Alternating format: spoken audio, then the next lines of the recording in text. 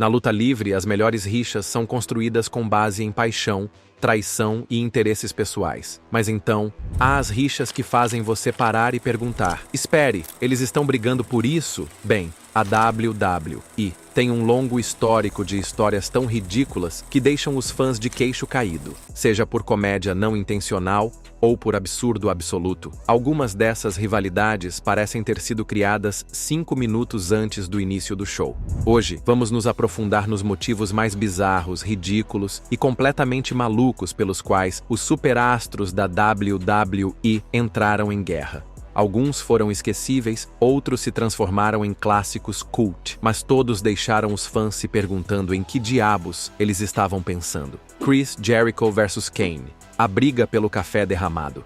Vamos começar com um dos motivos mais estranhos para uma briga de sangue: uma xícara de café derramado. As rixas de luta livre profissional geralmente são sobre campeonatos, traições e rancores pessoais. Mas em 2000, a WWE nos deu uma rivalidade provocada por uma xícara de café derramado. E não se tratava de um segmento cômico, mas de uma guerra de meses entre Chris Jericho e Kane. Tudo começou nos bastidores durante um episódio do Raw is War, quando Chris Jericho estava divulgando sua próxima turnê do Fozzy. Mas, em sua empolgação, ele esbarrou acidentalmente em Kane, derramando uma xícara de café quente sobre ele. Em um primeiro momento, Y2J tentou amenizar a situação, chegando a dizer em tom de brincadeira: espero que você não tenha se queimado. Mas para o Big Red Machine, essa única palavra, queimado, o deixou furioso. Kane, cuja história de fundo girava em torno do trauma de ter sido queimado quando criança, perdeu a cabeça. Ele virou uma mesa de buffet, assustando todo o vestiário, e a partir daquele momento, Chris Jericho se tornou seu novo alvo.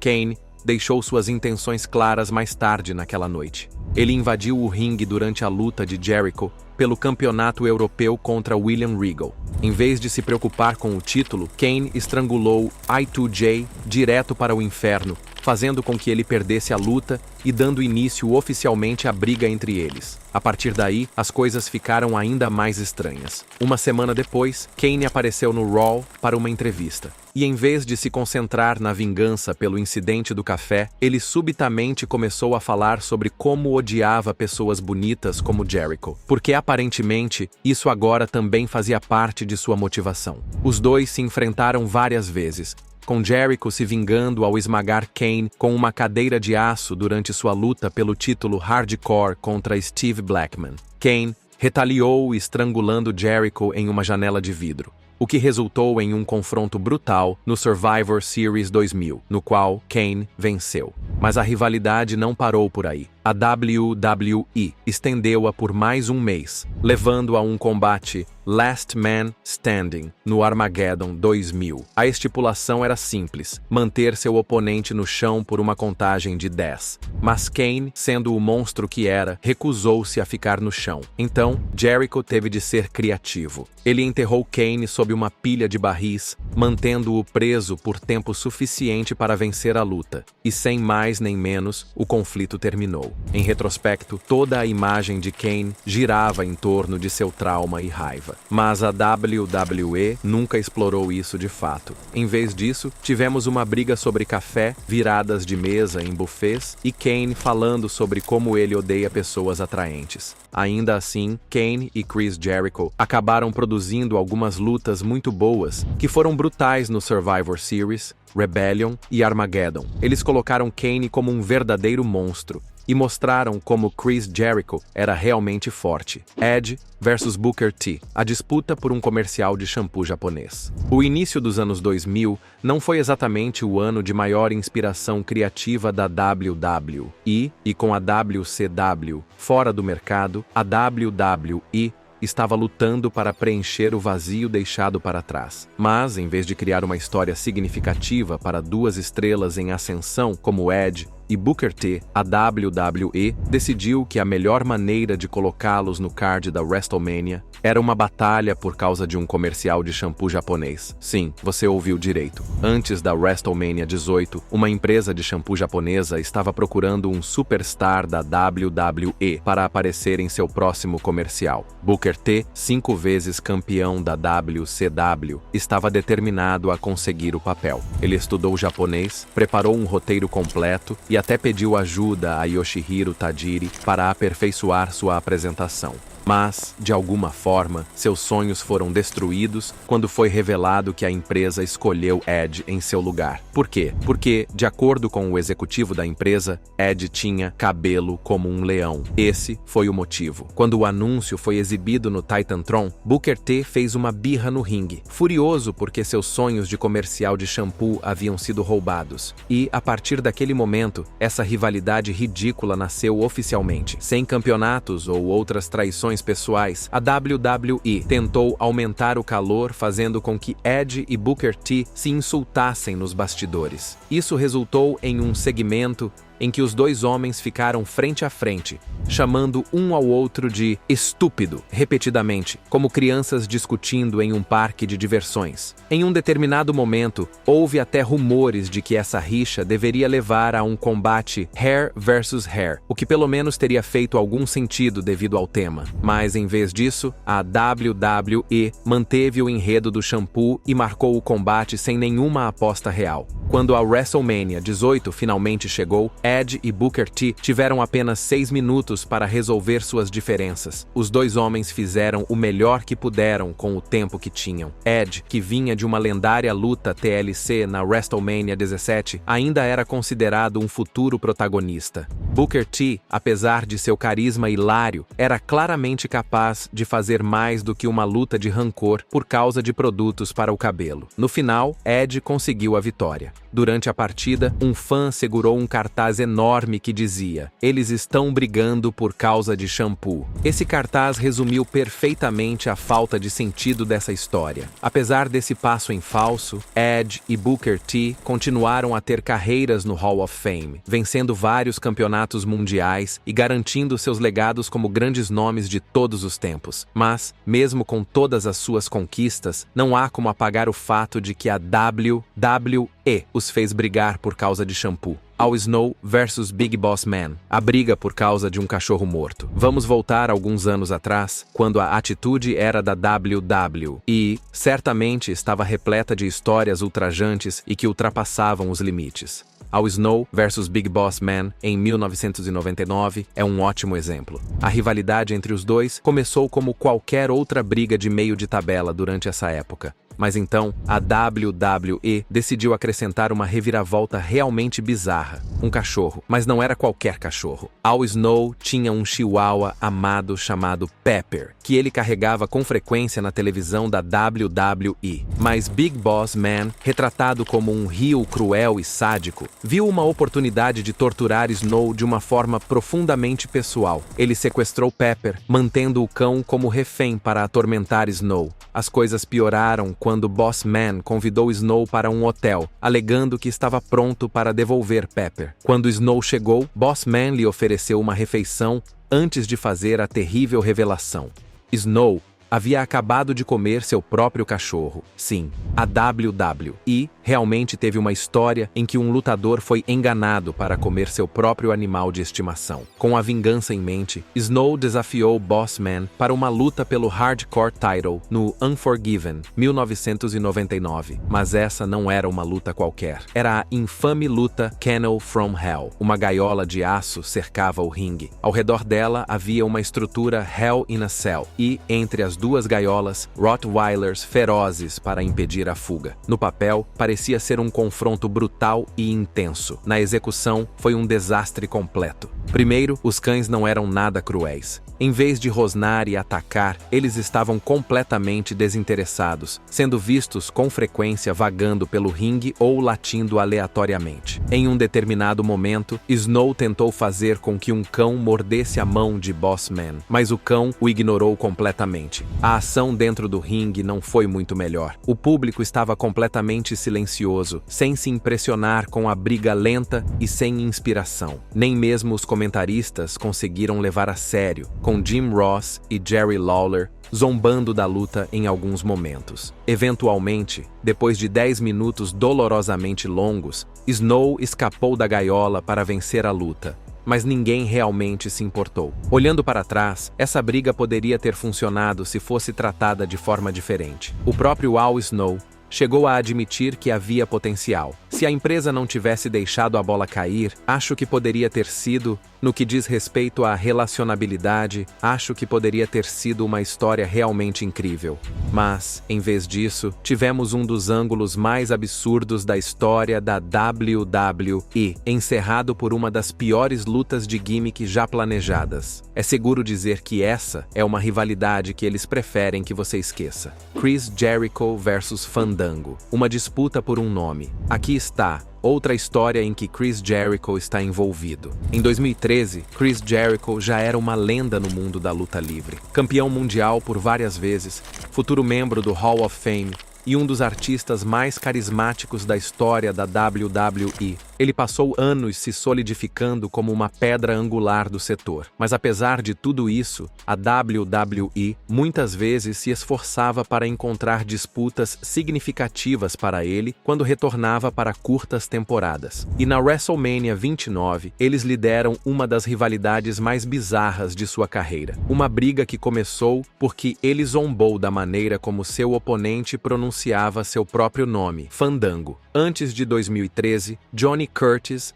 estava flutuando no sistema de desenvolvimento da WWE há anos, sem nunca ter conseguido chegar à lista principal. Ele venceu a 4ª temporada do NXT, mas sua primeira imagem, uma versão de si mesmo baseada em uma comédia estranha, fracassou completamente. A WWE, então, o reempacotou como Fandango, um dançarino de salão que se recusava a competir a menos que seu nome fosse pronunciado perfeitamente. Durante semanas, a estreia de Fandango foi sendo adiada, com a WWE usando o estratagema como uma piada interna. Toda vez que ele deveria lutar, ele saía porque os locutores ou adversários diziam seu nome incorretamente. Embora isso pudesse ter sido um pouco divertido no início, a piada perdeu a força rapidamente. Mesmo assim, a WWE estava determinada a insistir no assunto. Então veio 18 de março de 2013, poucas semanas antes da WrestleMania 29. Jericho estava dando uma entrevista nos bastidores quando Fandango o interrompeu. O motivo? Jericho zombou de seu nome, esticando-o e pronunciando-o incorretamente várias vezes. Foi isso. Essa foi toda a base da piada de mau gosto.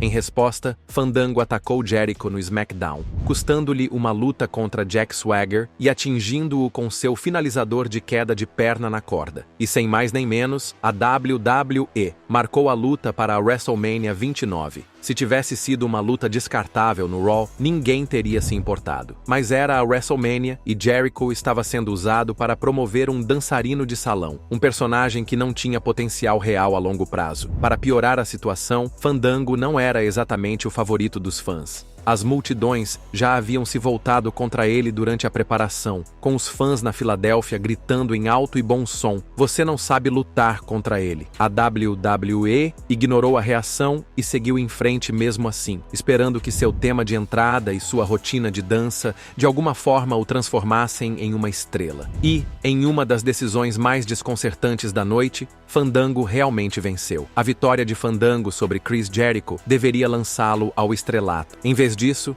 não levou a lugar algum. Em poucos meses, ele se tornou irrelevante no mid-card, provando que a WWE havia desperdiçado o retorno de Jericho em uma briga que nunca deveria ter acontecido. Em contraste, Jericho tinha acabado de competir em uma das melhores lutas da WrestleMania no ano anterior contra CM Punk na WrestleMania 28. E, no entanto, apenas um ano depois, ele estava perdendo para um novato com uma imagem boba em uma luta que parecia completamente fora de lugar no card da WrestleMania. Para muitos fãs, essa luta continua sendo uma das mais estranhas da carreira de Jericho, não por causa do combate em si, mas pelo absurdo da história. CM Punk versus Drew McIntyre, uma briga de sangue por causa de uma pulseira de amizade. Algumas rivalidades são construídas com base em anos de tensão, rancores pessoais ou aspirações a campeonatos. Outras, aparentemente, giram em torno de uma pulseira da amizade. À primeira vista,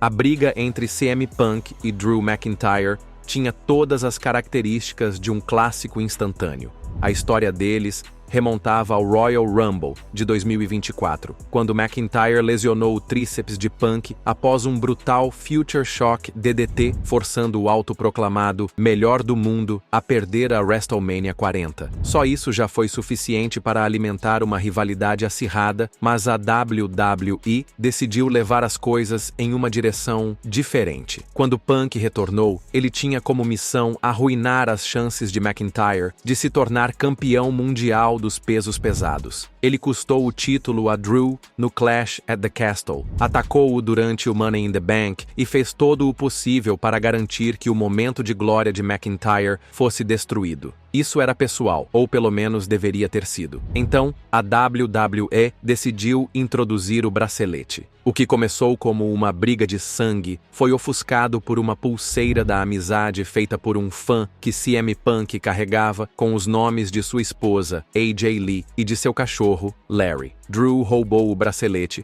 transformando-o em uma espécie de troféu simbólico, e de repente, o que deveria ter sido uma batalha por vingança parecia mais uma briga de recreio. O absurdo atingiu seu ápice no SummerSlam 2024, quando a luta entre Punk e McIntyre foi centrada exclusivamente no bracelete roubado. A pulseira saltou pelo ringue enquanto a ação se desenrolava. Seth Rollins, que atuava como árbitro convidado especial, pegou a pulseira e a colocou em um lugar seguro, o que deixou Punk ainda mais irritado. Punk estava tão obcecado em recuperá-la que ignorou a própria luta, o que levou a distrações, choques com o árbitro e quase quedas. No final, McIntyre deu um golpe baixo em Punk, acertou o Claymore e roubou a pulseira de volta de qualquer maneira, comemorando com o pé no peito de Punk. O capítulo final dessa saga aconteceu no WWE Bad Blood, quando Punk e McIntyre se enfrentaram dentro do Hell in a Cell. Em uma reviravolta bizarra, a WWE dobrou o ângulo do bracelete da amizade, usando-o como substituto das taxinhas no que deveria ter sido um dos combates mais violentos do ano. Foi algo único? Claro, mas também deixou muitos se perguntando por que uma pulseira foi o ponto focal de uma rivalidade brutal que durou meses. Para piorar a situação, a WWE tentou lucrar com a história, vendendo réplicas da pulseira na WWE Shop sem nem mesmo informar o fã original que a fez. Depois de uma reação negativa, eles removeram a versão com os nomes de AJ e Larry e a substituíram por uma que dizia apenas CM Punk. A rivalidade deveria ter sido uma batalha que definiu a carreira de dois dos lutadores mais apaixonados e intensos do mercado.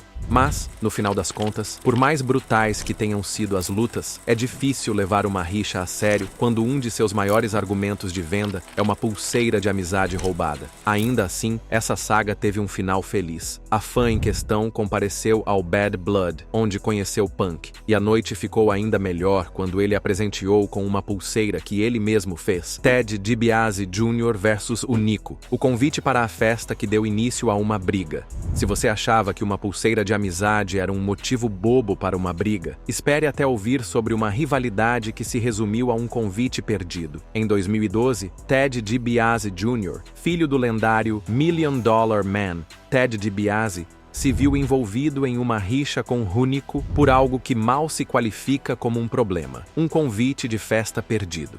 Em 2012, DiBiase Jr. estava lutando para encontrar seu lugar na WWE, antes posicionado como uma futura estrela ao lado de Cody Rhodes e Randy Orton no Legacy. Suas ações haviam caído, e ele estava procurando uma maneira de se conectar com o universo da WWE. Foi então que surgiu o DiBiase Posse, um truque bizarro em que ele usava sua suposta riqueza para dar festas para os fãs fora dos eventos da WWE. Em vez de se tornar um esnobe rico, como seu pai, Ted Jr. queria ser um homem do povo, oferecendo aos fãs comida e bebidas gratuitas e a chance de sair com um superstar da WWE antes dos shows. Era uma coisa estranha, mas inofensiva, até que o Nico se envolveu. No início, Jinder Mahal foi o único a confrontar DiBiase, chamando-o de desperdiçador de riquezas, por passar tempo com pessoas comuns em vez de viver de forma luxuosa. Essa rixa não durou muito, mas então surgiu o Nico. O Nico, interpretando um personagem estereotipado de bandido de rua com uma bicicleta lowrider e seu executor Camacho, ficou profundamente ofendido. Não porque DiBiase era rico, não porque estava distribuindo comida de graça, mas porque não foi convidado. O Nico estava furioso por não ter sido convidado para uma festa na qual qualquer um poderia comparecer. O motivo era, na melhor das hipóteses, frágil, mas a WWE o usou. Os dois homens começaram a trocar vitórias no SmackDown e nos house shows, com Hunico vencendo a maioria de seus confrontos. No entanto, sua rivalidade acirrada mal foi registrada pelos fãs, que não poderiam se importar menos com essa rixa sem importância. Foi, de fato, um fim esquecível para uma briga esquecível. Suas lutas culminaram em uma flag match, na qual DiBiase obteve uma rara vitória na televisão. Infelizmente, todo o ímpeto que ele tinha foi rapidamente perdido quando ele sofreu uma fratura no pulso e uma ruptura na cartilagem em um house show. Uma jaqueta roubada. Bret Hart versus Jean-Pierre Lafitte. Não é incomum que muitos lutadores tenham suas roupas roubadas por rivais em algum momento de suas carreiras. Não porque o ladrão não tenha sido convidado para uma festa, mas por outros motivos estranhos. Um exemplo é o seguinte.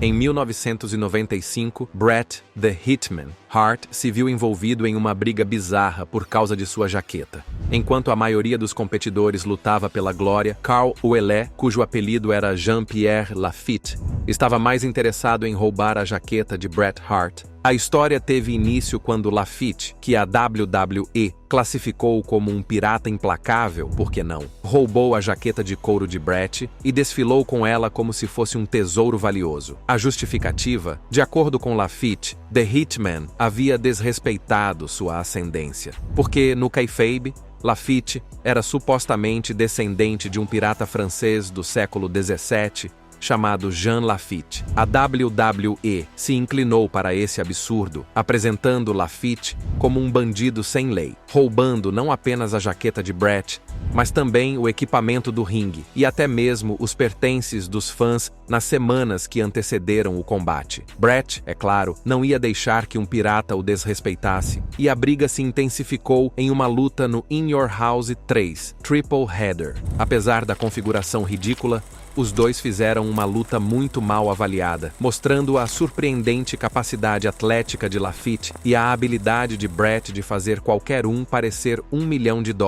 A ação foi rápida, com Lafitte usando sua força bruta e agilidade para acompanhar o domínio técnico de The Hitman. Mas, por mais divertido que Lafitte fosse, nunca houve dúvida sobre o resultado. Bret Hart o forçou a se submeter ao sharpshooter, recuperando sua jaqueta e acabando com a imagem de pirata. Pouco tempo depois, Lafitte desapareceu da televisão da WWE, enquanto Bret recuperou o campeonato da WWE no ano seguinte. Essa rixa pode ter sido construída com base em uma das premissas mais tolas da história da luta livre, mas acabou produzindo uma joia oculta de uma luta. É um lembrete de que, às vezes, até mesmo os enredos mais ridículos podem levar a uma ação inesperadamente excelente no ringue. Uma batalha de custódia. Eddie Guerrero versus Rey Mysterio. A luta livre sempre foi uma questão de contar histórias, mas às vezes a WWE leva as coisas a um nível totalmente novo de insanidade. Caso em questão, quando Eddie Guerrero e Rey Mysterio brigaram pela custódia do filho real de Rei, Dominic. Sim, você ouviu direito. Uma história de luta livre em que o vencedor não apenas teve sua mão levantada. Ele obteve a guarda legal de uma criança. A rixa entre Mysterio e Guerrero começou como uma rivalidade amigável no início de 2005, com Rey obtendo várias vitórias sobre seu amigo de longa data. Mas as coisas rapidamente tomaram um rumo sombrio quando Guerrero, frustrado com suas derrotas, revelou um segredo chocante. De repente, ele afirmou que era o verdadeiro pai de Dominic. De acordo com Ed, ele havia sido pai de Dominic durante uma fase difícil de seu casamento, e por bondade havia dado a criança a Rey e sua esposa Andy, para que a criassem como se fosse sua. Essa revelação transformou a rivalidade pessoal dos dois em uma das histórias mais bizarras e incômodas que a WWE já produziu. Semana após semana, Guerreiro provocava mistério, ameaçando expor a verdade a Dominique e levá-lo embora. Em um determinado momento, Edge até tentou forçar Dominique a aceitá-lo como seu pai, o que levou a alguns segmentos realmente constrangedores em que Dominique, aterrorizado, foi pego no meio do drama. Toda essa briga levou a um clímax ridículo no SummerSlam 2005. Uma luta de escada com os documentos de custódia de Dominique suspensos sobre o ringue, porque na lógica da WWE, uma batalha judicial simplesmente não é tão dramática quanto dois homens tentando subir uma escada e pegar uma pasta com o futuro de uma criança dentro. A luta em si foi uma guerra emocional. Edge, no modo vilão completo, brutalizou o Mistério, usando sua habilidade técnica e agressividade implacável para manter seu oponente no chão. Dominique estava no ringue, forçado a assistir ao caos se desenrolar. A luta teve alguns momentos de loucura, incluindo Mistério lançando Edge da escada em um movimento desesperado. Mas a maior reviravolta ocorreu quando Vickie Guerrero, a esposa de Edge, correu até o ringue e segurou Edge quando ele estava prestes a pegar a maleta. A distração permitiu que Mistério se recuperasse, subisse a escada e pegasse os papéis da custódia, garantindo o lugar de Dominique em sua família. Essa briga continua sendo uma das mais infames da história da WWE, misturando drama pessoal com ação de alto nível. Embora tenha nos proporcionado uma grande luta de todos os tempos, olhando para trás, a ideia de usar uma criança de verdade em uma história de luta livre é bastante questionável. Mas essa era a era da Ruthless Aggression, em que a lógica era opcional e o drama estava na ordem do dia. Qual é o motivo mais louco de todas essas lutas? Deixe-nos saber sua opinião na seção de comentários. E antes de ir embora, não se esqueça de curtir este vídeo e se inscrever no Ring Rivals para não perder os próximos.